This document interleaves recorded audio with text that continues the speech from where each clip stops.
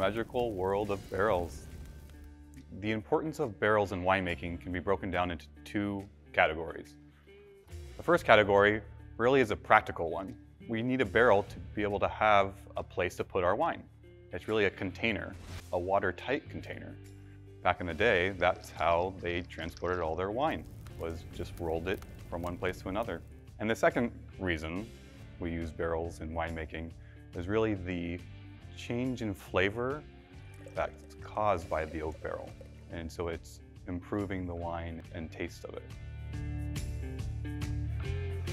The first process starts in the forest, but it's really taking the time to choose the perfect tree, the heights, the width, the color. And then once that happens, you take it to the mill, and then that moves into naturally air drying outside for a minimum of 2 years. So just letting the natural elements kind of dry the wood, take away any green or bitterness, soften the tannins over the years.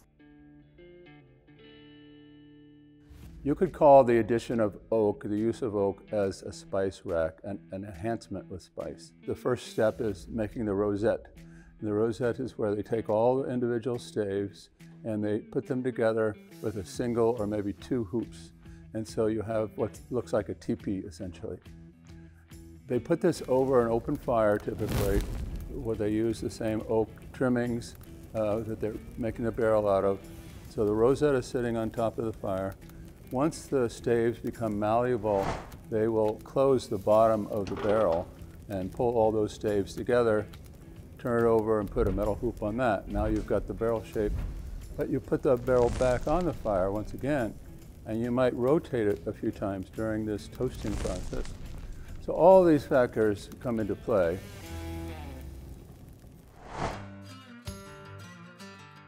So the difference in American oak and French oak, I think that's the big question that a lot of people ask.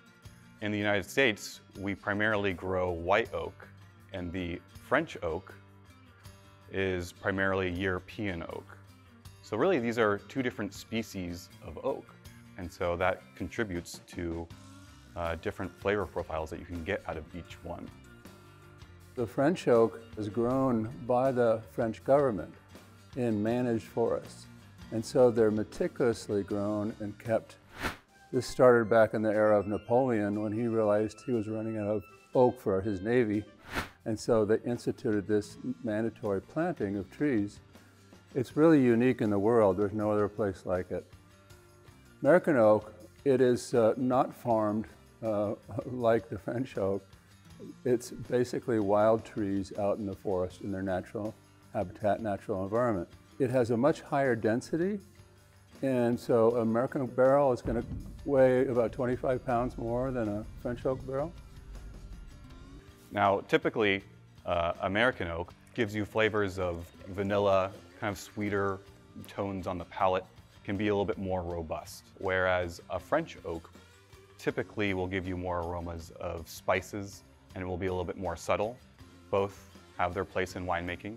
Here at Visa Tui, we have a majority of French oak, but we do have some American oak as well. When trees are cut down, they're evaluated for the tightness of their grain. This grain is referred to as an important aspect of the release of flavor into the wine. So the tighter the grain, the slower the release of all those compounds.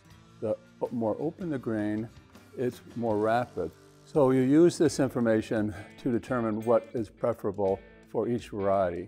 So for example, Chardonnay and Pinot Noir, it's about 9 to 10 months in the barrel.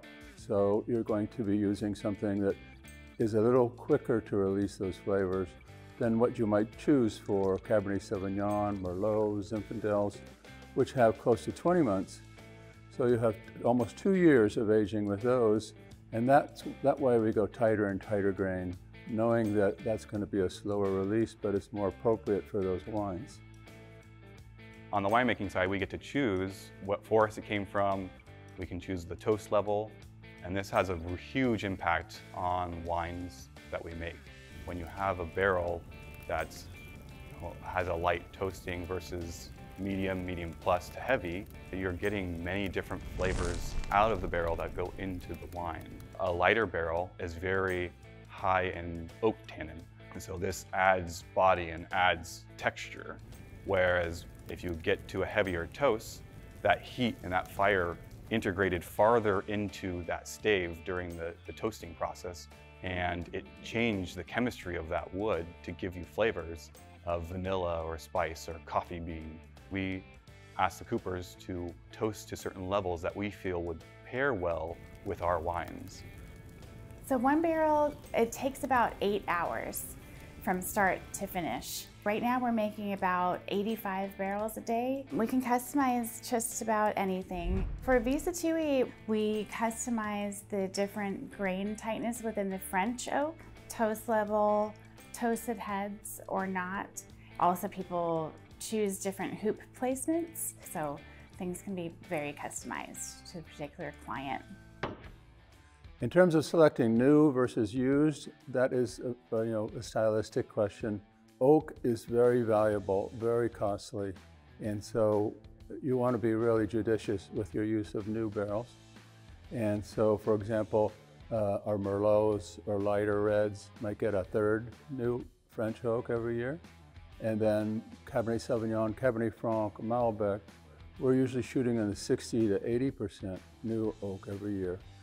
So we are impacting the wine fairly aggressively with the wines that are going to be aged longer in the barrel.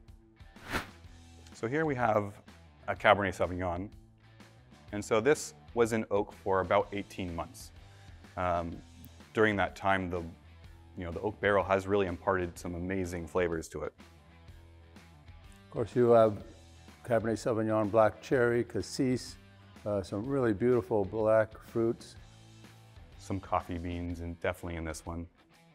That toast from the oak, it just adds a different element, makes it very exciting.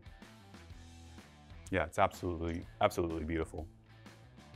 If you look at the entire process and the years that it takes for a barrel to actually come to life, the barrel standing next to you could be older than you ever will be. So all the hands and all the people and the hard work that went into making that single barrel, I would definitely say there's various forms of art.